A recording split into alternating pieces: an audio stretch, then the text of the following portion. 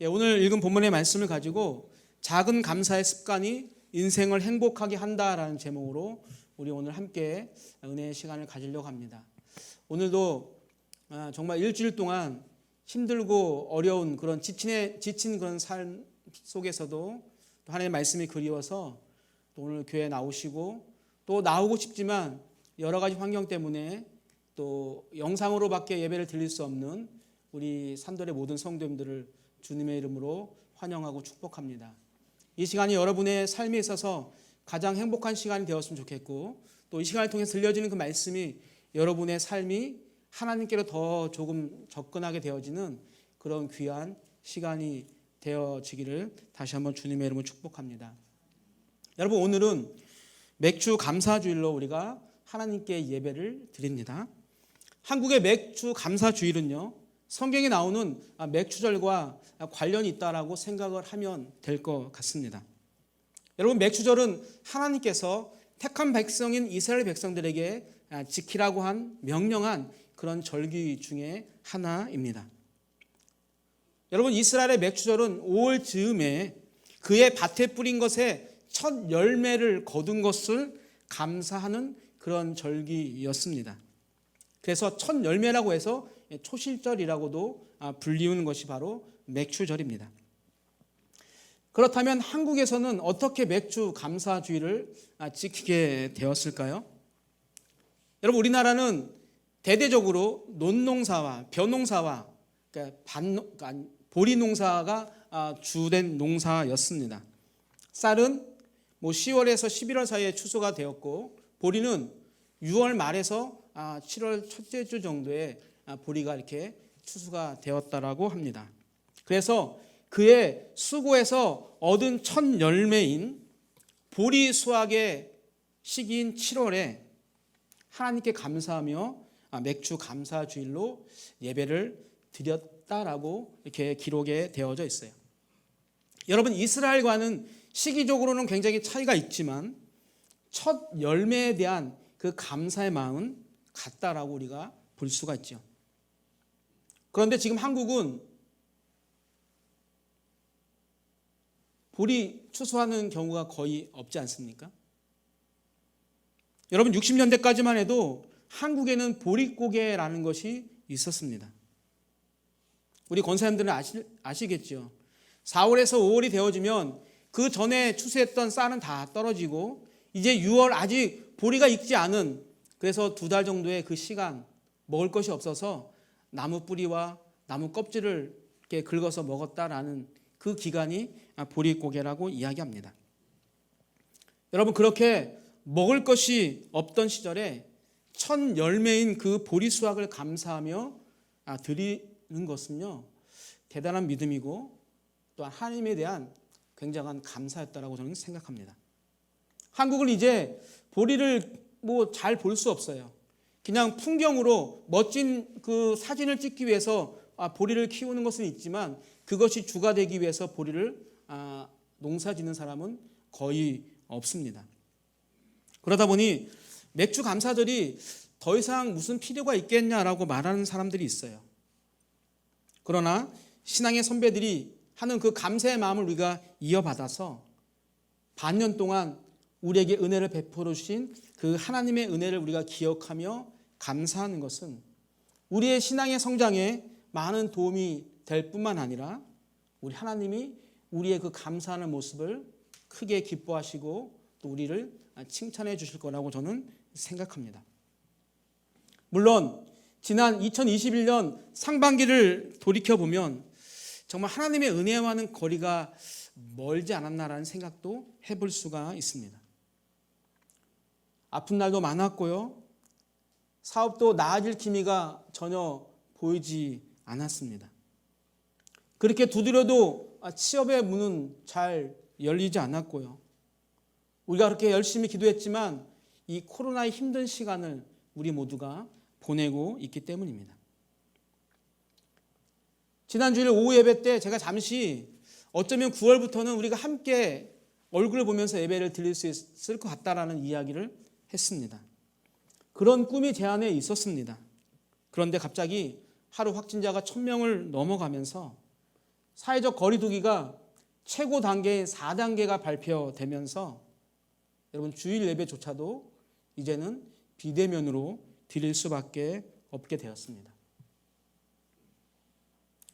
그러나 오늘 우리가 주일을 맞이해서 하나님을 찬양하며 예배할 수 있는 시간을 우리가 갖고 있다면 이보다 더 큰 감사는 없다라고 저는 여러분들에게 말씀을 드리고 싶습니다. 그런 감사의 마음을 가지고 우리가 오늘 말씀을 나누고 우리가 주님을 찬양할 때 오늘 이 예배가 어떤 예배보다 더 우리에게 은혜로 다가오게 될 것입니다. 오늘 참석하신 우리 산돌의 모든 성도님들과 또 영상으로 예배드리는 우리 산돌의 모든 성도님들, 감사한 일이 무엇이 있습니까? 오늘 말씀을 통해 우리가 감사의 조건을 찾고 또 그 감사를 통해서 또 다른 감사가 우리 삶 가운데 넘치게 되기를 주님의 이름으로 축복합니다. 여러분, 성경을 보게 되어지면 하나님께 감사하며 살았던 사람들이 참 많이 있습니다. 그 중에 오늘 본문에 나오는 다니엘은 대표적인 감사의 사람입니다. 여러분, 다니엘은 평온할 때, 행복할 때, 잘 될 때뿐만 아니라 자신의 부와 권세와 명예를 한순간에 잃을 수 있는, 또 자신의 목숨이 한순간에 없어질 수 있는 그런 위기의 순간에 목숨을 담보로 감사한 사람이었습니다. 여러분, 다니엘은 좋은 가문에서 귀족의 신분으로 태어났지만 어릴 적 나라가 멸망하면서 바벨론으로 포로로 잡혀가고 그로 인해서 가족과 헤어지는 그런 아픈 청소년기를 보낼 수밖에 없었습니다. 여러분, 감사할 조건을 찾아보기 힘든 사람이었습니다. 그러나 다니엘은요, 그러한 상황 가운데서 신세를 한탄하거나 포기하지 않고 꿋꿋이 자기의 인생을 개척해 나간 사람입니다. 어린 시절부터 하나님 안에서 뜻을 정했고 세상의 어떠한 달콤한 유혹도 물리치는 그런 삶을 다니엘은 살아왔습니다. 믿음으로 자기의 모든 위기를 이겨낸 멋진 신앙인의 모습을 보여주는 사람이 바로 다니엘이라는 사람입니다. 여러분, 꿈과 목표를 이루기 위해서 술을 절대로 마시지 않겠다라고 결심을 했고 왕의 어떠한 명령과 회유도 다니엘의 그런 굳은 의지를 꺾지를 못했어요. 다니엘의 인생을 보게 되어지면 우리가 배워야 할 교훈들이 참 많이 있습니다. 그 중에 하나가 바로 어떠한 상황에서도 감사하는 그런 습관입니다. 여러분, 습관은요, 하루아침에 이루어지지 않습니다. 감사도 마찬가지죠. 평소에 감사의 삶을 살던 사람만이 감사할 수 없는 그런 극한 상황에 처한다 할지라도 감사할 수 있다는 것을 오늘 성경이 우리에게 가르쳐 주고 있다고 생각합니다. 여러분, 다니엘의 감사는 바벨론 느부갓네살 왕의 꿈 해몽 이야기로 거슬러 올라가게 됩니다. 아침에 일어난 왕은요, 밤에 꾼 그 꿈 때문에 마음의 근심이 가득하게 되어집니다. 왕은요, 자신이 거느리고 있던 지혜자라고 하는 그 술객들을 다 모아서 이렇게 무서운 명령을 내립니다. 다니엘 2장 5절입니다. 왕이 갈대인들에게 대답하여 이르되 내가 명령을 내렸나니 너희가 만일 꿈과 그 해석을 내게 알게 하지 아니하면 너희의 몸을 쪼갤 것이며 너희의 집을 거름더미로 만들 것이요. 아멘. 여러분, 느부갓네살 왕은 박수와 술객과 점장이와 갈대아인의 술사들을 다 불러서 꿈과 그 해석을 하지 아니하면 몸을 쪼개고 너희들의 집을 거름더미로 만들겠다라고 이야기합니다. 여러분, 지혜자들은 그러면 꿈 이야기라도 제발 해달라고, 꿈 이야기를 해주시면 제가 그것을 해몽하겠다라고 이야기했지만 거부당합니다. 그리고 왕과 같은 이가 지금 우리 역사 이래에 없었다라고 이야기하지만 왕은 절대로 자기가 꾼 꿈에 대해서 말을 해주지를 않습니다. 여러분 당연히 아무도 왕이 꾼 꿈과 그 해석을 아무도 하지 못하게 되었습니다. 결국 왕은요 바벨론의 모든 지혜자를 죽이라라고 무서운 명령을 내리게 됩니다. 다니엘도 이제 꼼짝없이 함께 죽음을 당해야 하는 그런 처지에 놓이게 되었습니다. 내가 그럴 줄 알았어. 포로로 잡아와서 왕의 음식을 먹여주고 공부를 가리키는 것, 학문을 가리키는 것을 할 때부터 나는 이런 일들이 벌어질 줄 알았어 라며 다니엘이 불평을 말하지 않습니다. 다니엘은요 왕의 명령을 이행하려고 하는 근위대장 아리옥에게 시간을 주면 내가 왕이 꾼 꿈이 무엇인지 그 꿈이 무엇을 말하는지를 이야기하겠다라고 말하고 친구들에게 함께 다른 바벨론의 지혜자들과 함께 죽지 않도록 하나님께서 우리에게 긍휼을 베풀어 주셔서 꿈의 그 비밀을 알게 해달라고 하나님께 기도합니다. 여러분 그날 밤에 우리 하나님께서 다니엘에게 왕이 꾼 꿈의 환상을 보여주시고 깨닫게 해주셨습니다. 이때 다니엘이 하나님께 이렇게 감사 찬양을 합니다. 우리 다니엘 2장 23절입니다. 나의 조상들의 하나님이여 주께서 이제 내게 지혜와 능력을 주시고 우리가 주께 구한 것을 내게 알게 하셨사오니 내가 주께 감사하고 주를 찬양하나이다. 곧 주께서 왕의 그 일을 내게 보이셨나이다 하니라. 아멘. 여러분 다니엘은요 아무도 할 수 없었던 그 왕의 꿈을 해몽함으로 인해서 그 느부갓네살 왕의 총애를 한 몸에 받게 되어지고 결국 나라의 2인자인 총리의 자리에까지 올라가게 됩니다. 총리가 된 후에 대부분은 신앙 안에서 평탄한 삶을 살았지만 또 왕과 정권이 바뀔 때마다 많은 위기도 만났을 겁니다. 오늘 본문 말씀이 바로 다니엘이 겪었던 가장 큰 위기의 사건입니다. 이제 바벨론 시대가 지나가고 페르시아 시대로 정권이 바뀌면서 다리오가 왕이 되었습니다. 다리오 왕은요 나라를 총 120 지역으로 나누고 고관 120명과 3명의 총리를 두어서 나라를 다스리게 됩니다. 그리고 다니엘을요 가장 높은 자리에 두어서 나라를 다스리고자 하였습니다. 3절을 읽어보겠습니다. 다니엘은 마음이 민첩하여 총리들과 고관들 위에 뛰어나므로 왕이 그를 세워 전국을 다스리게 하고자 한지라. 아멘.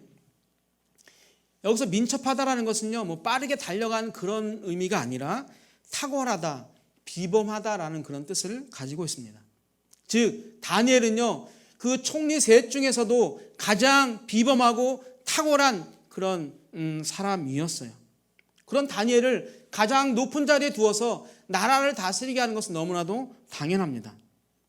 그러나 포로로 잡혀온 그 다니엘을 최고의 자리에 두려고 하자 나머지 총리 둘과 많은 고관들이 가만히 있지 않았습니다. 다니엘을 쫓아내고자 음모를 꾸미기 시작합니다. 그런데 그 많은 사람들이 다니엘을 음모하고 싶은데 다니엘의 어떠한 잘못이나 허물을 찾을 수가 없었습니다. 여러분 내년에 한국은 대통령 선거가 있습니다. 그래서 지금 여야를 막론하고 좋은 후보자를 찾고자 노력을 하고 있어요. 국민들의 마음을 움직일 만한 그런 사람을 찾고자 하고 있습니다. 그런데 하나같이 공통점이 있는데 모든 후보자들이 개인적인 문제든 아니면 가정적인 문제든 모두가 다 허물을 가지고 있다는 것입니다. 그러나 다니엘은요 도덕적인 문제도 또 어떠한 자신의 직위를 이용해서 부정한 재산을 축적하지도 않았습니다. 털어서 먼지 안 나오는 사람이 없다고 하는데 다니엘은 털면 털수록 그의 정직함만 드러날 뿐이었습니다. 여러분 이쯤 되면 다니엘의 그 도덕성과 다니엘의 능력을 인정하고 다니엘을 그 총리로 인정하고 나라를 다스리게 하면 좋을 텐데 또 다른 음모를 사람들이 꾸미게 되죠. 그런데 다니엘을 음모하려는 자들에게 한 줄기 빛과 같은 소망을 발견하게 됩니다. 우리 5절입니다. 읽겠습니다. 그들이 이르되 이 다니엘은 그 하나님의 율법에서 근거를 찾지 못하면 그를 고발할 수 없으리라 하고. 아멘. 여러분, 하나님의 율법에 철저히 순종한 다니엘은요, 평소에 하루도 쉬지 않고 날마다 3번씩 창문을 열고 예루살렘을 향해서 기도했습니다. 여러분, 그러한 사실이 음모하려고 하는 자들에게는 소망이 되었어요. 다니엘을 잡을 수 있는 유일한 방법이라는 것을 알게 된 그들은 왕에게 제안을 합니다. 앞으로 30일 동안 왕 외에 다른 신이나 사람에게 기도하는 자는 모두 다 어떻게? 한 명도 예외 없이 사자굴에 던져 넣자라는 그런 제안입니다. 여러분, 왕은 다니엘을 몰아내기 위한 그런 간신들의 음모인지도 모르고 신하들의 말대로 왕의 조서에 도장을 찍어서 금지 명령을 내립니다.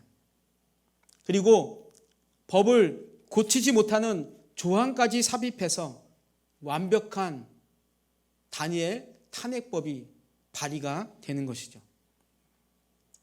여러분, 이 말은 무슨 말이냐면 이제 다니엘은 하나님께 기도하면, 즉 신앙을 포기하지 않으면 사자굴에 던져지게 된다라는 그런 이야기예요. 여러분이라면, 여러분이 다니엘이라면 어떻게 하시겠습니까? 30일만 참고 기도를 멈추면, 아니 30일 동안 문 닫아놓고 아주 남 모르게 기도하면 그들의 계획이 실패로 돌아가게 되고 다니엘은 지금처럼 총리로 살아갈 수가 있습니다. 여러분이라면 어떻게 하시겠습니까? 그러나 우리의 생각과 다르게 믿음의 사람 다니엘은요, 그런 선택을 하지 않았습니다. 계략을 꾸민 그 간신들도 다니엘이 기도를 쉬지 않을 거라는 그런 확신이 있었던 것 같아요. 결국 그들의 예상대로 다니엘은요, 그 조서에 왕의 도장이 찍힌 줄도 알고 전에 하던 대로 평소대로 창문을 열고 예루살렘을 향해서 하루에 3번씩 기도를 합니다. 그것도 그냥 기도가 아니라 감사 기도를 드렸습니다. 본문 10절입니다. 다니엘이 이 조서에 왕의 도장이 찍힌 것을 알고도 자기 집에 돌아가서는 윗방에 올라가 예루살렘으로 향한 창문을 열고 전에 하던 대로 하루 3번씩 무릎을 꿇고 기도하며 그의 하나님께 감사하였더라. 아멘. 여러분, 다니엘은 기도하면 사자굴에 던져져서 자신의 몸이 갈기갈기 찢겨져서 사자밥이 된다는 것을 잘 알고 있었습니다. 인간적으로 볼 때 기도할 수 있는 그런 상황이 아니죠. 더더욱 감사할 수 있는 그런 상황은 아닙니다. 그럼에도 다니엘은 전에 하던 대로 하나님께 무릎을 꿇고 끝까지 기도했고 끝까지 하나님께 감사를 했습니다. 생명의 위협 속에서도 그의 기도는 중단되지 않았고 그의 감사는 멈추지 않았습니다. 여러분, 믿음을 지키기 위해서 자신의 목숨까지 내놓고 감사의 기도를 하고 있는 그 다니엘을 보고 있는 하나님의 마음은 여러분 어떠했을까요? 대부분의 사람들은 나도 감사할 수 있다고 생각을 합니다. 그러나 그렇지 않아요. 어려움이 연이어 찾아올 것을 알고도, 직장에서 쫓겨날 것을 알고도 감사하며 기도하는 것은요, 정말로 어렵습니다. 그렇다면 다니엘은 어떻게 목숨을 잃을 것을 알고도 하나님께 감사할 수가 있었을까요? 여러분, 다니엘이 그 죽음 앞에서도 물러서지 않고 기도하며 감사할 수 있었던 것은 그 안에 감사가 가득했기 때문입니다. 다니엘은 감사가 습관이 된 사람이었기 때문입니다. 여러분, 평소에 감사하지 않던 대다수의 사람들이 이런 절박한 위험의 상황을 맞는다면 어떻게 반응을 하게 될까요? 모르긴 몰라도 많은 사람들은요, 하나님을 향한 감사가 아니라 원망과 불평을 하게 될 것입니다. 최권능이라고 불렸던 최봉석 목사라는 분이 있습니다. 신학교를 무려 3년이나 낙제한, 신학과는 약간 거리가 먼 그런 목사님이에요. 그러나 그에게 한 가지 열정이 있었는데 그것이 바로 전도였습니다. 어디를 가나 예수 천당을 외쳤던 목사님입니다. 일제시대 때 신사참배를 거절하다가 결국에는 감옥에 갇히게 됩니다. 그런데 감옥 안에서도 전도를 쉬지 않다가 결국에는 심한 고문을 당하게 되죠. 한 번은 순사, 지금으로 말하면 경찰, 순사가 그 최 목사님을요, 야구 몽둥이와 같은 몽둥이로 때리기 시작합니다. 그런데 이 목사님이 한 대 맞으면 예수, 또 한 대 맞으면 천당이라고 외치는 거예요. 때리고 때려도 맞을 때마다 예수 천당을 외쳤어요. 순사가 물어봅니다. 너는 매를 맞으면 신음소리를 내거나 살려달라고 애원을 해야 하는데 왜 너는 예수 천당이라고 이야기하냐라고 순사가 물어봅니다. 이때 최권능 목사님이 아주 유명한 말을 합니다. 내 속에는 예수하고 천당만 가득하기 때문에 입을 벌리면 예수 천당이 나옵니다라는 그런 대답을 했다고 합니다. 여러분, 그렇습니다. 우리 안에 감사가 가득하게 되어지면 어떠한 상황에서도 불평이 아닌 감사가 나오게 됩니다. 여러분, 기도하면 죽을 수밖에 없는 상황에서 불평이 아닌 기도를 드렸던 다니엘은요, 왕의 그 법령에 의해서 사자굴에 던져져요. 이제 많은 사람들이 다니엘은 이제 사자밥이 되었다라고 생각하는 그 순간에 하나님은요, 사자들의 입을 봉해서 다니엘을 살려주십니다. 오히려 다니엘을 죽이려고 음모했던 그 자들이 반대로 사자밥이 되게 하는 그런 극적인 반전을 우리 하나님께서 다니엘에게 보여주셨습니다. 결국 죽음 앞에서도 감사를 드린 다니엘은요, 다리오 왕뿐만 아니라 그 다음 고레스 왕까지 총리로 형통을 누리는 축복의 사람, 행복한 사람이 되었습니다. 오늘 맥주 감사주의를 맞아서 오늘 다니엘의 그 삶을 통해서 여러분과 함께 나누고 싶은 교훈은요, 작은 감사의 습관이 인생을 복되게 하고 행복한 삶을 살게 하고 기적을 경험하는 은혜를 주신다는 겁니다. 설교 초반에 말씀드린 것처럼 감사할 게 없죠. 감사할 것이 없는 것 같아요. 한번 말씀드린 것 같은데 어떤 사람은요, 배불러 죽겠대요. 어떤 사람은 배가 고파 죽겠다고 합니다. 어떤 사람은 더워서 죽겠대요. 어떤 사람은 추워서 죽겠대요. 어떤 사람은 코로나 때문에 무서워 죽겠다고 합니다. 그러나 어떤 사람은 배부르면 배고프지 않아서 감사하고, 배고프면 저절로 다이어트가 되어서 감사하고, 추우면 그 멋진 롱코트를 입을 수 있어서 감사하고, 더우면 시원한 아이스크림, 카페에서 파는 시원한 아이스 아메리카노를 먹을 수 있어서 감사하다라고 이야기합니다. 사랑하는 우리 산돌교 성도 여러분, 누가 정말로 행복한 사람일까요? 넓은 집에 살면서 청소하기 힘들다라고 불평하는 사람, 우리 집 거실에 비해서 TV가 너무 작다라고 불평하는 사람과 작은 거실이지만, 작은 집이지만 있는 것을 만족하고 살아가는 사람, 어떤 사람이 행복한 사람일까요? 감사가 쌓여서 우리의 인생을 행복하게 만듭니다. 다니엘은 날마다 기도하며 작은 감사를 생활 속에서 실천한 사람입니다. 여러분, 다니엘의 삶이라고 해서 꼭 감사한 일만 있었겠어요? 힘든 일, 괴로운 일, 고통스럽고 짜증나고 슬펐던 일들, 또 육신의 질병 때문에 고통스러워했던, 우리가 겪어야 하는 인생사에 겪어야 할 많은 아픔들이 다니엘도 똑같이 있지 않았을까요?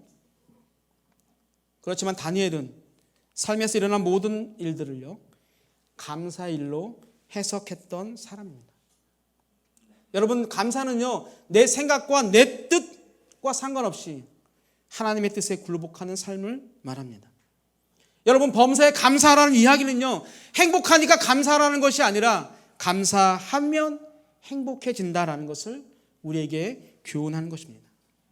여러분, 감사할 조건을 따져서 감사하는 것이 아니라 합력해서 선을 이루실 그 하나님을 신뢰하고 미리 감사하면 하나님이 우리의 인생을 책임져 주신다는 것입니다. 여러분, 감사는요, 행복을 담는 그릇과도 같습니다. 감사의 그릇을 준비한 사람만 행복을 담을 수가 있습니다. 사랑하는 성도 여러분, 우리 2주 동안 못 봐요. 얼마나 슬픕니까? 그래도 우리가 그 안에서 감사를 찾았으면 좋겠습니다. 우리 모두 평범한 일상, 작은 것에 감사해야 합니다. 숨을 쉬고 밥을 먹고 화장실을 가고 TV를 보고 직장 생활을 하고 오늘처럼 우리가 모여서 영상으로 주일 예배를 드리는 것처럼 아주 평범한 것들의 이 모든 것들이 우리의 감사의 조건이 되어야 합니다. 코로나19가 우리에게 아주 평범한 일상이 얼마나 큰 행복인지를 정말 제대로 저는 가르쳐 주고 있다고 생각을 합니다. 여러분의 삶이 행복하기를 원하십니까? 그렇다면 오늘부터 작은 일에 감사를 시작하십시오. 그 작은 감사의 습관이 여러분의 삶을 행복하게 만들어 줄 것입니다. 그리고 그 안에서 하나님께서 여러분을 통해서 하고자 하는 것이 무엇인지를 깨달을 때 우리는 세상에 누릴 수 없는 진정한 행복의 사람이 될 것입니다. 그런 주인공이 바로 여러분들 다 되시기를 주님의 이름으로 축복합니다.